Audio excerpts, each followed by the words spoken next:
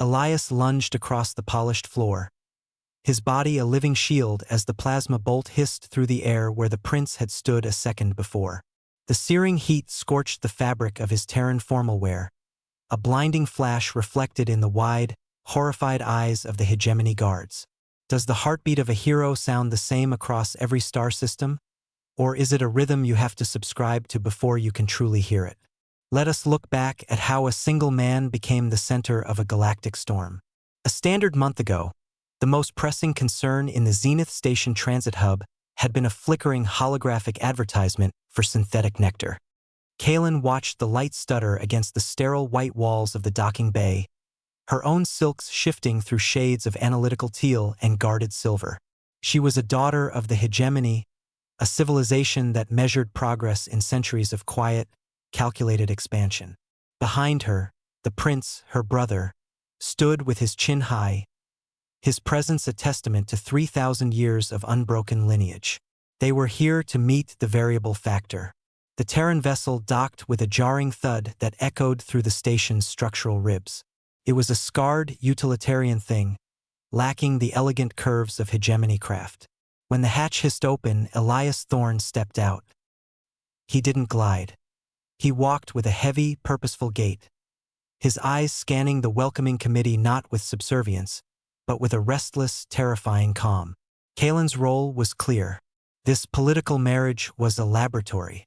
She was to inhabit his life, study the chaotic growth patterns of his species, and identify exactly why these short-lived creatures were spreading through the stars like water, finding every crack, filling every void, and refusing to be contained. Their first formal dinner was a study in friction. The table was set with hegemony precision, every utensil aligned to the millimeter. Elias looked at the spread and then at Kaylin, offering a lopsided smile that didn't reach his eyes. He pulled a small, battered canister from his pocket and set it on the table. "It's an acquired taste," he said, popping the lid. The scent hit Kaylin instantly. Sharp, burnt, and unyieldingly acidic. A cup of bitter Terran coffee. To her, it smelled of industrial runoff and desperation, a perfect symbol of the crude world he represented. She watched him drink it black, his throat moving in a rhythmic swallow that felt strangely intimate in the vast, cold dining hall.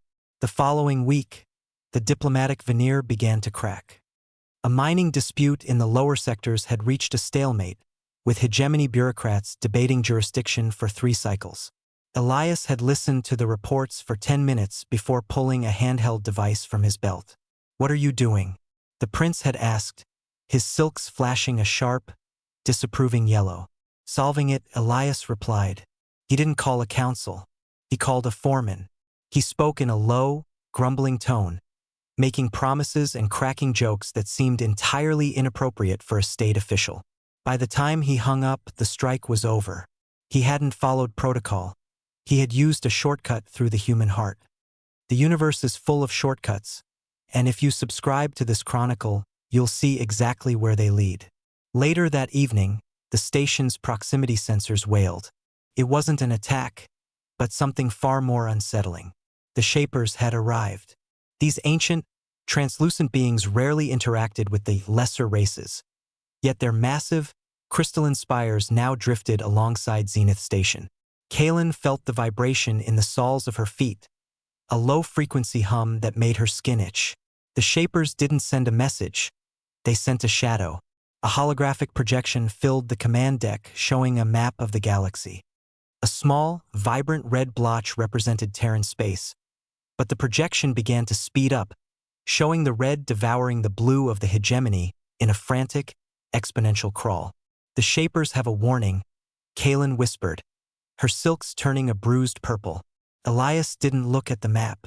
He was looking at the life support readouts for the lower decks.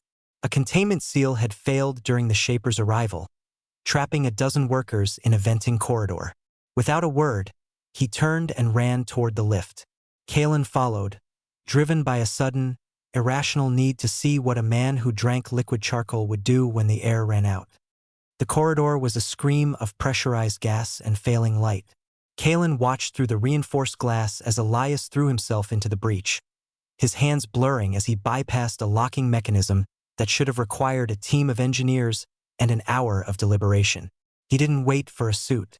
He didn't ask for a probability of success.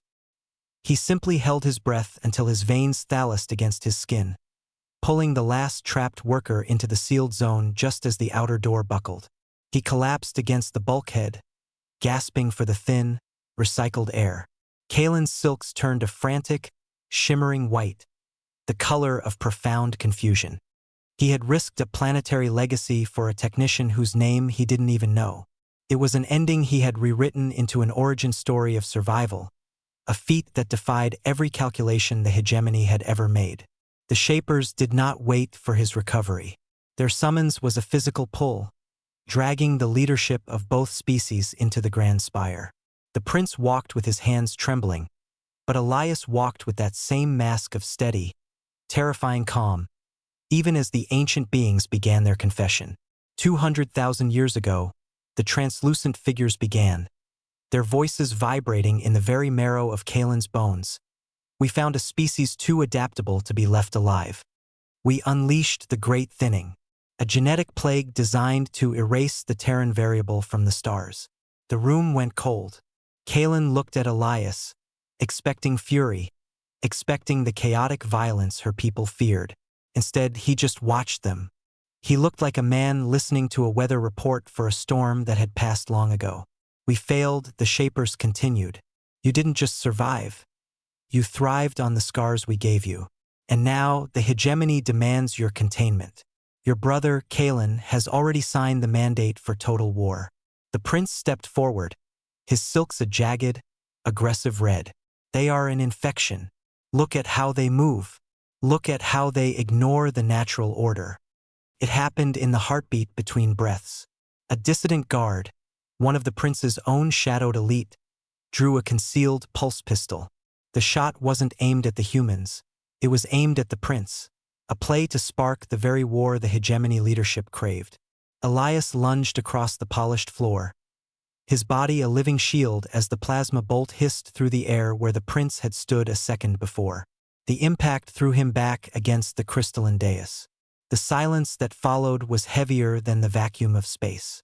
Kalen reached him first. She didn't look at her brother. She didn't look at the Shapers. She looked at the man who had just nearly died for the person who had been plotting his extinction. Why? She whispered, her hands hovering over the charred ruin of his shoulder. Elias coughed, a wet, ragged sound, and looked up at the Shapers. Because an ending is just a choice you haven't made yet, he wheezed. I'm tired of the old stories. Aren't you? The Shapers drifted closer, their light dimming in a gesture of profound, ancient respect. We do not fear your fleets, the eldest among them spoke. We fear your capacity for forgiveness. A god's confession is a heavy burden for a species that just learned to walk, yet you carry it without stumbling. Months later, the war that should have consumed the galaxy was nothing more than a series of trade agreements and uneasy handshakes. Kalen stood on the observation deck of the new joint embassy, her silks a soft, permanent violet, the color of a bridge being built. She picked up the small, ceramic mug from the railing. The steam rose in a bitter, familiar cloud. She took a sip, the sharp acidity hitting her tongue, no longer a symbol of human crudeness, but of a resilience that refused to be sweetened. Beside her, Elias watched the suns of Zenith Station set, his hand resting briefly over her stomach, where a new variable was already beginning to grow. She drained the cup, the bitterness lingering, bold and entirely necessary. Will the next generation find a way to bridge the gaps we've spent centuries digging? Or are some voids meant to stay empty? Subscribe to see how the new stars align tomorrow.